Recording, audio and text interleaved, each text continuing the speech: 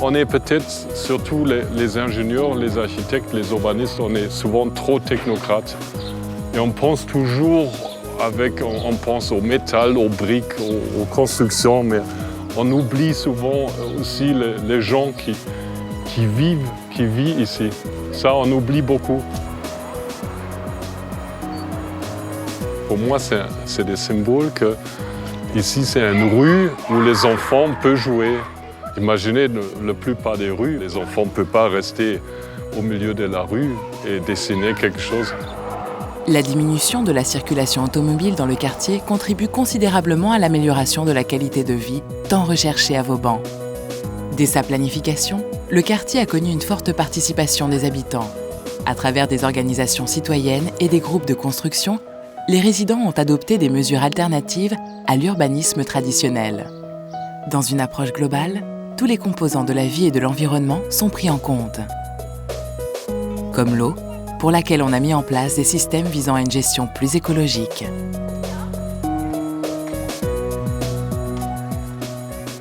Les gouttières arrivent ici, et toute l'eau de pluie arrive dans cette caniveau. Et l'eau de pluie passe dans cette caniveau et après, on pense que ça rentre dans la canalisation, mais ce n'est pas vrai. Ça rentre dans une fossé. C'est un fossé qui était rempli avant. Ils ont enlevé toute l'argile et ils ont remplacé cette argile par gravier et par du sable. Et ça va aider pour l'infiltration de l'eau de pluie vers la nappe phréatique. Il y a aussi des gens dans ces quartiers qui sont un stockage, qui vont stocker de l'eau de pluie. Et après, pour les chasses d'eau, ils n'utilisent plus l'eau potable, ils utilisent l'eau de pluie. Et pour leur machine à laver, ils peuvent aussi utiliser l'eau de pluie. Et pour l'arrosage des jardins, c'est aussi l'eau de pluie. Mais ça, c'est pas obligatoire. Ça, c'est chacun qui peut choisir est-ce qu'il veut le faire comme ça. Le cycle de l'eau fait partie des inquiétudes écologiques actuelles. Il faut rappeler que dans le monde, pour la production de biens et de services de chaque personne, sont consommés en moyenne 1,2 million de litres d'eau par an, soit la moitié d'une piscine olympique, et que dans les pays industrialisés, elle est gaspillée. Une meilleure gestion de cette ressource s'impose aux sociétés d'aujourd'hui. Dans l'habitat, cela se traduit par la réduction de la consommation grâce à des équipements économes, la récupération des eaux de pluie, la diminution des eaux usées à traiter, la protection de la nappe phréatique. Dans les zones urbaines où le béton, la pierre et le bitume dominent, la végétalisation des toitures peut contribuer à une gestion plus écologique de cette ressource. Avec la création de ces espaces verts, il s'agit de restituer en hauteur ce qu'on a pris au sol. L'eau retenue par les végétaux et par ces surfaces est libérée peu à peu dans l'environnement. Le principe de toiture végétalisée remonte dans les années 90, notamment en Allemagne, où même on commence à parler de toiture végétalisée dans les années 80. Je ne remonte pas à la préhistoire, où on utilisait déjà les toitures végétalisées comme un isolant thermique et une méthode de construction dans les pays scandinaves. Ça c'est bien connu, ou même dans les chaumières en France, en Normandie, où on mettait déjà du chaume et au-dessus des toitures en chaume déjà quelques plantes. Mais ça c'est le passé. Aujourd'hui, plus récemment, on a une conscience écologique qui se met en place et c'est une bonne chose. Et on peut dire que depuis les années 90, la toiture végétalisée est montée en flèche en Europe, sauf malheureusement en France, où on est resté un petit peu en arrière de ces systèmes-là. En France, effectivement, on est très attaché à l'histoire, à notre culture, à notre passé, à l'image de ce que doit être une maison. Et à partir de là, on a beaucoup de mal à faire évoluer les choses. Les toitures végétalisées ont commencé à se développer lentement en France au début des années 2000. En 2008, on comptait 1,5 million de mètres carrés de surface verte sur les toits. Elles sont favorablement accueillies dans les zones les plus urbanisées comme ici à Nanterre.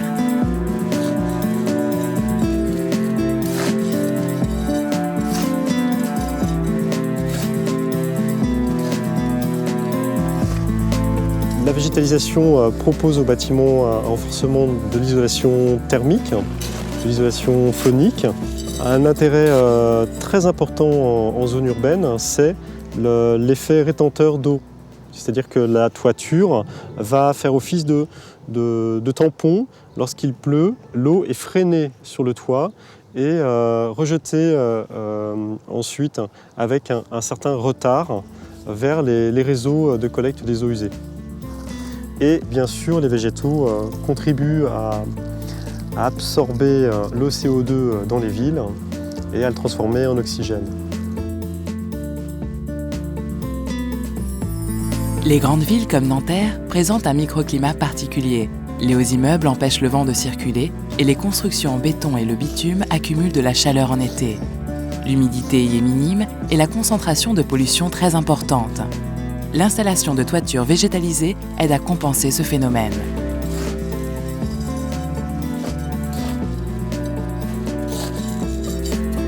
Dans ce pavillon particulier, c'est la dernière étape de la végétalisation que Stéphane met en œuvre aujourd'hui. Voilà, donc hier on a installé ce système avec un drain composé d'une plaque de polystyrène ajourée. Ici c'est la descente d'eau de pluie. Par-dessus on a plaqué du géotextile donc, qui évite aux parties fines de la terre de passer sur la membrane et éventuellement d'aller boucher cette descente d'eau de pluie. Donc par-dessus, on a mis le substrat sur quelques centimètres d'épaisseur. Donc on a des plantes avec un système racinaire qui est pas très conséquent, qui est pas profond et donc qui ne mettra pas en danger la membrane d'étanchéité. Il faut surtout pas oublier de se laver les mains. Il faut compter pour avoir une occupation complète de la toiture de 2-3 ans.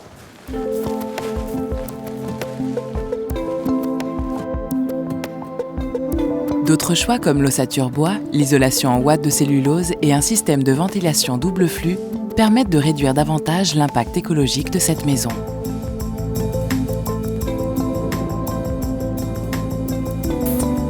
Stéphane et son client ont adhéré à l'un des principes de l'habitat écologique, redonner de la place à la nature dans la maison. Et si la toiture végétalisée contribue, c'est aussi vrai quand on parle des matériaux de construction. Dans l'habitat écologique, les produits traditionnels très énergivores, comme le béton, sont remplacés peu à peu par des matériaux renouvelables et sains. Paille, chanvre, bois, ouate de cellulose, voilà les nouveaux venus dans la maison.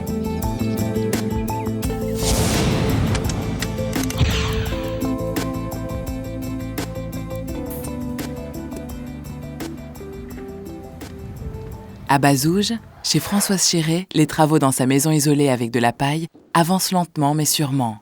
Malgré les idées reçues, ce matériau est très résistant. On trouve des maisons en paille habitées depuis plus d'1 siècle. Le choix des matériaux fait par Françoise est à l'image de sa démarche radicale qui l'a conduite à faire revivre des techniques anciennes. Donc on a l'ossature bois, les bottes de paille qui sont coincées dans l'ossature bois, très très serrées. Hein. Et par-dessus, on a un enduit. Nous, on a un enduit chausse-sable qui a été projeté avec une machine. Et par-dessus, on a fait un enduit terre. Donc alors là, c'est un enduit avec de la terre, de la paille, il y a un peu de foin, il y a du sable donc, qui est mélangé et qu'on a projeté à main. On l'a fait à la main, donc ça nous fait un mur qui va faire 50 cm au final, mais ça fait un mur qui est très très isolant.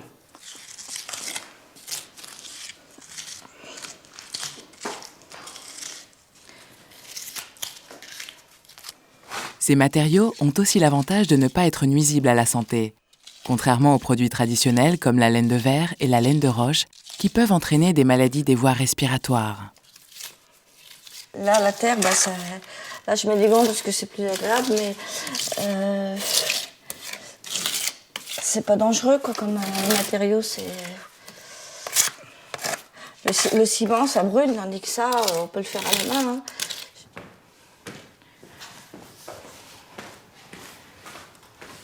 Donc là c'est des terres de couleurs différentes, et là, c'est de la peinture à l'argile. Donc, vous voyez, là, j'ai mis du vert, mais on peut mettre toutes les couleurs de l'arc-en-ciel, hein, il n'y a aucun problème. Depuis quelques années, les passionnés redécouvrent les vertus de la terre comme matériau fiable et solide, et d'autres particularités moins connues. J'en ai une petite pour montrer. C'est de la terre qui est crue et qui est mélangée avec un peu d'eau. Et l'intérêt, c'est que ça capte la chaleur. C'est pour ça qu'on l'a mis derrière le poêle. Et donc après, quand le poêle s'arrête, ça ressort la chaleur, quoi. C'est des vrais radiateurs. Dans la maison ici, on n'a aucun produit chimique. Hein, on n'a pas de ciment, au niveau des peintures, pour l'instant on n'en a pas, et on va lutter absolument contre tout ce qui est produit chimique. Mais l'utilisation de ces matériaux que les inconditionnels de la nature affectionnent tant reste marginale dans la construction. Peu d'entreprises du bâtiment sont capables de les mettre en œuvre et leur fabrication et utilisation restent artisanales.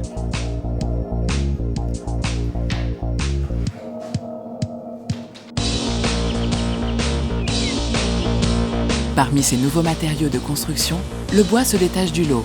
Son bilan écologique est assez favorable. Il nécessite peu d'énergie pour sa transformation et peut être produit localement. Longtemps oublié en France, il se ferait aujourd'hui son petit chemin dans le marché sans pour autant aller très loin. Tandis que les maisons en bois représentent au Canada et en Suède 90% des maisons individuelles neuves, elles n'atteignent que 6% du marché en France.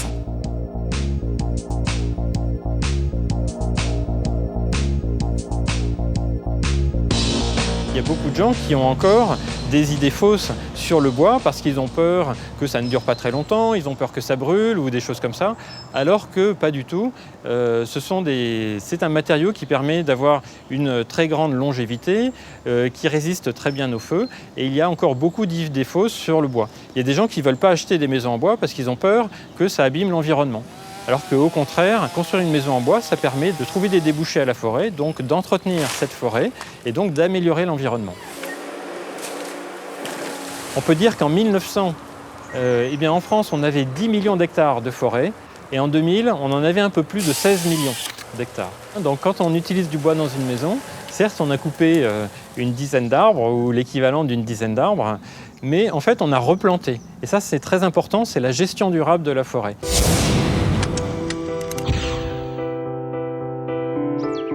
Le bois est le seul matériau issu d'une ressource renouvelable disponible aujourd'hui dans le marché de la construction. C'est pour cette raison qu'il est très présent dans les maisons écologiques. À Châteaudun, Éric de la Rochère visite le chantier d'un particulier convaincu des avantages de ce produit en compagnie du chef de projet.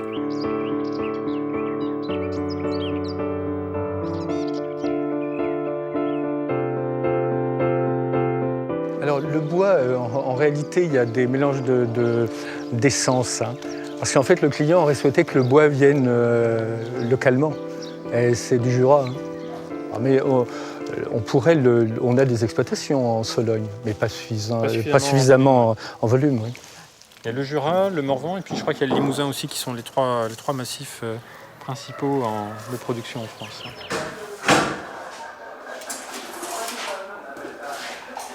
Beaucoup de bois est encore importé en France. Même si la demande des maisons est en pleine expansion, la production a du mal à suivre. Le fait que 75% de la forêt française appartienne à 3 millions de propriétaires et que celle-ci ne soit pas exploitée convenablement a contribué à ce retard. Mais il y a d'autres raisons. 3 permis de construire ont été déposés pour la construction de cette maison.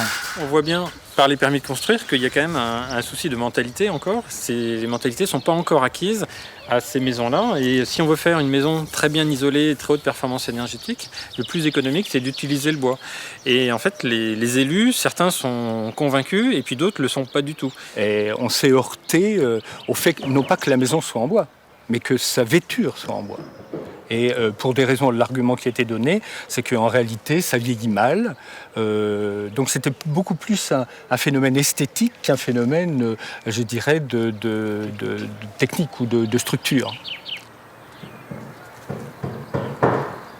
On va voir un peu à l'intérieur. Oui, bien sûr.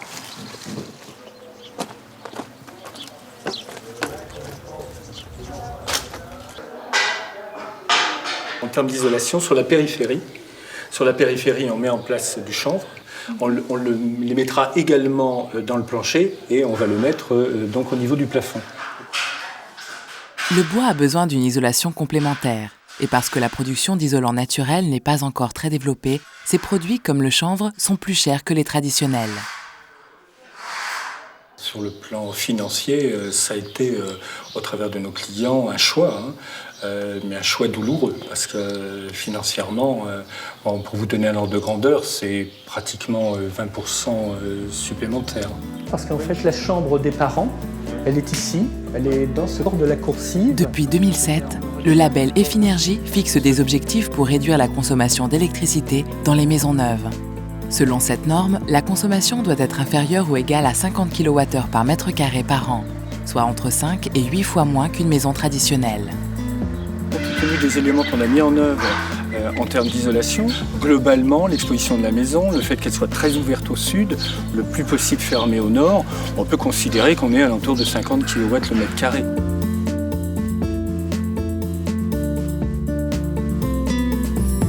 Sans dire que les maisons bois sont plus chères que les maisons traditionnelles. À titre d'exemple, cette maison dégage 150 mètres carrés. La maison terminée, avec le toit, avec la citerne d'eau, avec nos honoraires de maîtrise d'œuvre et avec les revêtements de sol, nous sommes à 235 000 €. C'est une belle réalisation. Et je pense objectivement que du point de vue traditionnel, on n'aurait pas été plus performant.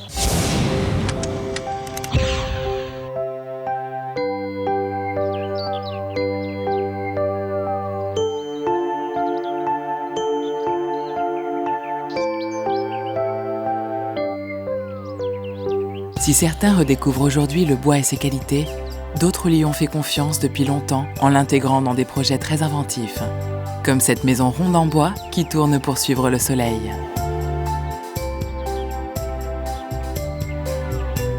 Le but de la rotation, c'est l'optimisation thermique, puisque lorsqu'il fait très très beau, vous allez, s'il fait trop chaud, par exemple, vous allez mettre une partie non vitrée vers le soleil. Et inversement, si vous êtes en intersaison ou en hiver, vous allez mettre la partie la plus vitrée vers le soleil pour récupérer le maximum d'énergie.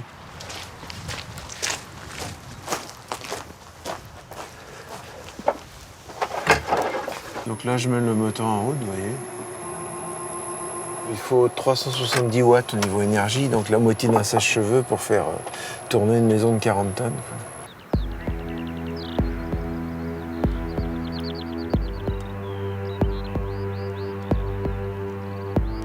En 1988, alors que personne n'entendait parler d'habitat écologique, Patrick Marcilly construisait son premier domespace. Et si la forme surprend encore aujourd'hui, c'est elle qui est à l'origine des performances énergétiques de la maison.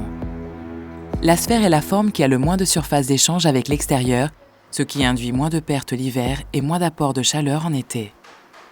On a 25% de rendement en plus qu'une maison cubique, rien que par la forme de la maison. Après, c'est la constitution elle-même de la coque qui est intéressante, puisqu'on va avoir ici un platelage en bois et puis du liège, ensuite à nouveau un panneau en bois et une couverture, elle aussi en bois. Donc vous voyez, c'est pas de la laine de roche avec du bois reconstitué autour, c'est un vrai concept entièrement en bois, avec des matériaux naturels, sains.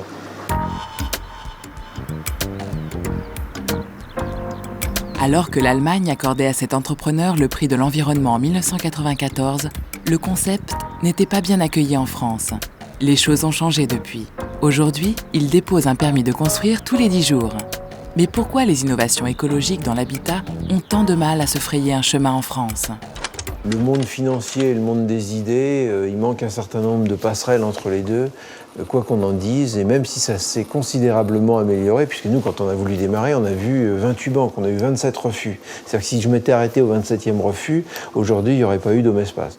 Il y a un manque de fluidité en France entre l'idée et sa réalisation. Il y a un certain nombre de parcours du combattant qui sont vraiment difficiles, quoi. Les héros sont un peu fatigués, vous voyez.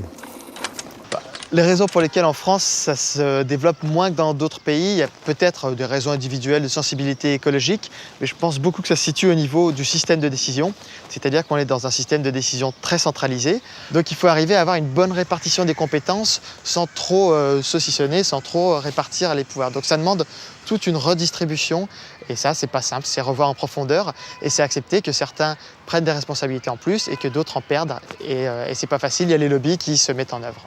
Quand vous innovez, c'est vrai que c'est pas tout facile, mais je crois qu'il n'y a qu'une seule recette pour arriver, c'est la volonté, et c'est de prendre à bras-le-corps ses responsabilités. Aujourd'hui, on ne peut plus dire que si on veut changer les choses, ce n'est pas possible, c'est totalement faux. C'est une question de volonté. Tout ce qui est réglementaire, tout ce qui est problème administratif et autres, on peut avancer sur ces points-là. Il faut innover, la réglementation suivra ou évoluera en même temps que nous. S'il y a de la demande de la base, effectivement, ça évoluera. Malgré les freins administratifs, l'indétermination de la plupart des élus et le manque de souplesse dans le secteur de la construction, les initiatives écologiques dans le bâtiment continuent de se développer. Des jeunes professionnels vont encore plus loin. Ils essaient de surmonter un autre grand obstacle à l'expansion de cet habitat, son coût, pour que ces maisons cessent d'être le privilège des bricoleurs motivés ou des architectes passionnés et deviennent accessibles à tous. D'accord, donc ça c'est pas posé encore. Mairie Belmont s'est associée à un constructeur pour bâtir des maisons qui réduisent l'impact environnemental mais aussi les prix. Là, c'est quoi que le volume intérieur, c'est super. Franchement, je suis très contente. Je suis très contente, vraiment.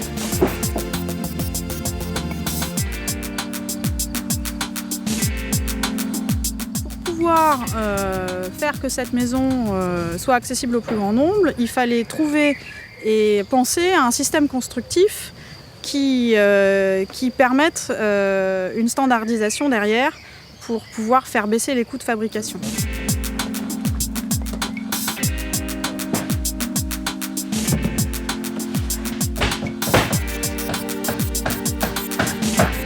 C'est donc un système de cadre en bois. Donc vous avez le cadre qui fait 1,20 m de largeur. Donc ce sont des morceaux de bois qui sont découpés et qui sont assemblés en atelier. Ensuite, sur l'extérieur, on met un panneau tripli que l'on trouve dans le commerce et qui fait exactement cette largeur. Donc on n'a pas de redécoupage, limitation des déchets. Et sur l'extérieur, on va ensuite visser des panneaux qui ont été préparés également en atelier. Toujours un système de cadre en bois. Alors l'idée de l'entreprise, c'est toujours de faire des choses assez légères pour pouvoir les manipuler à la main et éviter les nuisances sonores, utilisation d'engins de levage, de grues, etc. Plus c'est préfabriqué et plus c'est standardisé et moins on a besoin d'outils lourds pour la mise en œuvre des maisons. Et donc on réduit l'impact CO2 sur le chantier. Le mètre carré de cette maison coûte 1 500 €. Elle est conçue pour répondre aux nouvelles exigences de consommation énergétique et offre la possibilité d'adapter des systèmes qui permettent des meilleures performances selon les besoins climatiques de la région, comme des panneaux solaires et des toitures végétalisées.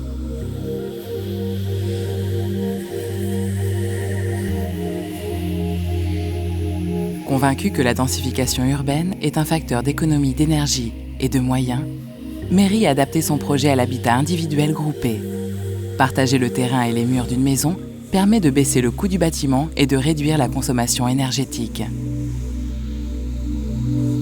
On a d'abord travaillé sur une maison individuelle et on s'est dit tout de suite, juste après, que c'était tout à fait possible de pouvoir travailler sur du modulaire et faire du petit collectif bois sur ce principe de panneaux modulaires. Et de plus en plus, en fait, on répond à des appels d'offres pour des commandes publiques auprès des mairies, etc., avec ce même procédé. Cela dit, aujourd'hui en France, on ne peut pas construire plus de 2 niveaux en ossature bois. Alors qu'aujourd'hui, les Allemands, depuis là très récemment, ils construisent 5 niveaux en ossature bois. C'est pour des raisons de sécurité incendie. En fait, il y a des réglementations et on ne peut pas aller au-delà. C'est une erreur d'émietter le territoire. On a besoin de refaire vivre nos villages, on a besoin, quelle que soit la densité urbaine qui existe, je pense qu'il faut reconcentrer les choses. Ouais. Ouais, ça, je pense que c'est effectivement important. Ouais. Si pour les experts, l'habitat du futur doit être écologique et collectif, 70% de la population française rêve encore d'une maison individuelle. Préférence qui est loin d'être la réponse aux problèmes écologiques et énergétiques de demain. La construction individuelle est trop coûteuse en terrain et en énergie et c'est une importante source de pollution. Et si les écoquartiers trouvent de plus en plus de place dans des pays européens comme l'Allemagne, l'Angleterre ou la Suède, dans d'autres régions du monde, ce sont des villes vertes entières qui sont envisagées.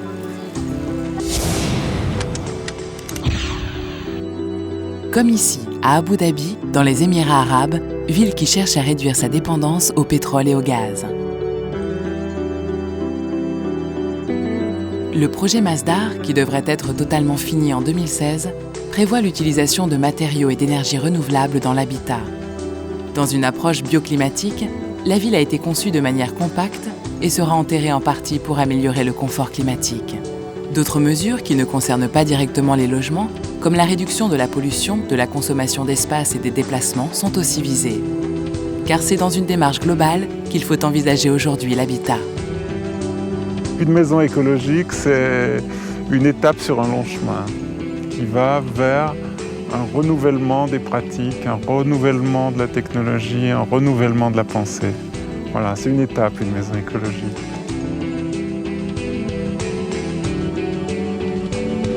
L'habitat de demain devra prendre en compte toutes les facettes de la vie sur la planète.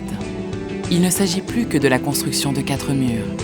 Ce sont des transformations profondes qui devront être adoptées, ce qui implique un changement dans les manières de produire, de consommer, de se déplacer et d'habiter dans nos sociétés du XXIe siècle.